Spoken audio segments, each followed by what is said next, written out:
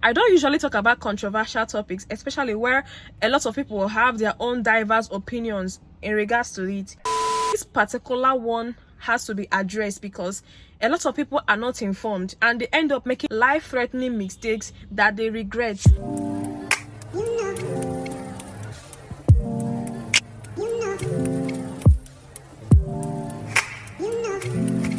Hi guys, welcome and welcome back to my YouTube channel. If you're seeing my face for the very first time, my name is Love Echisom, Chief for short. We're going to be discussing on a very sensitive topic that is trending currently in our world today. BBL, as the name implies, is known as Brazilian butt lift.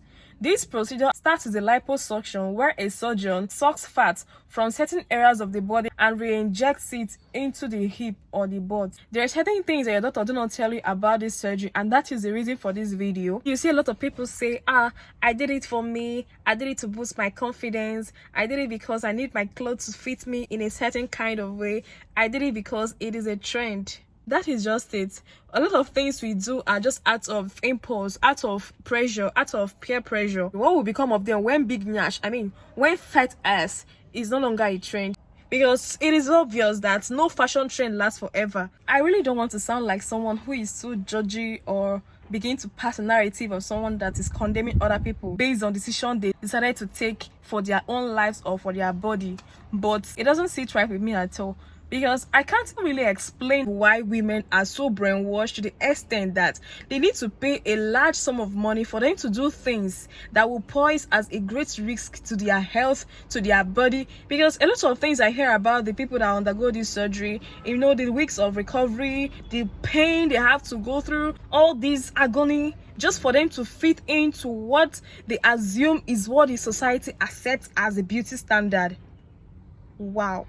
Research has it that 1 out of every 3,000 women who undergo these life-threatening surgeries end up 6 feet downstairs after or during these life-threatening surgeries. And upwards up until a few years ago, we thought that this was the safest way to enhance the buttocks. Unfortunately, studies have now shown that it has the highest mortality rate, death rate, in all of plastic surgery. There was a study that showed that literally 1 in 3,000 women who undergo this surgery die from it. It's crazy how fast people can die from it. And the even worse thing is these are young, healthy women who undergo this operation. It's scary. That's something that people really need to take into consideration. Your body has carried you through a lot of times, both the hard times, the rough times, and difficult times. And the only thing you owe your body is nothing but love, positivities, and the likes of them. It is very easy for one to be influenced by the social media.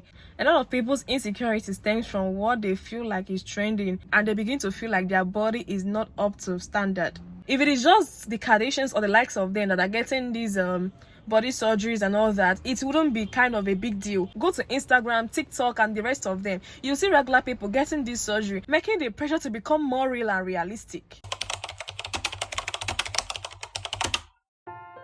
Let me tell you the story of Samantha, a 25-year-old young mother who was known as being selfless and loved children.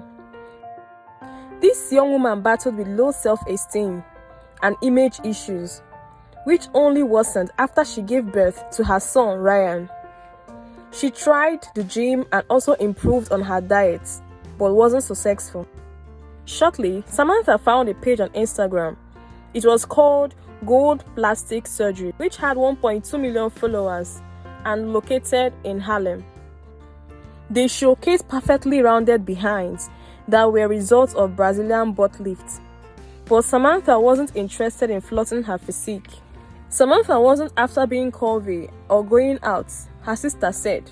She just wanted to be more comfortable in her body. At Gold Plastic Surgery, patients are awake during the procedure and are given a cocktail of pills to numb them.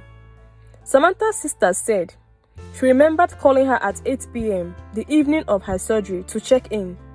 In hindsight, Samantha resembled someone overdosing. She couldn't even talk. Samantha's mom FaceTimed with her daughter at around 11 p.m. that same night. She was like, "Mommy, I am in so much pain," and she expected to be in pain because she thought it was normal. They both said "I love you" before hanging up. At around 3 a.m., Samantha's mom's phone rang. It was Samantha's boyfriend telling her that Samantha was no longer breathing. This is the story of Samantha. This is not just about Samantha.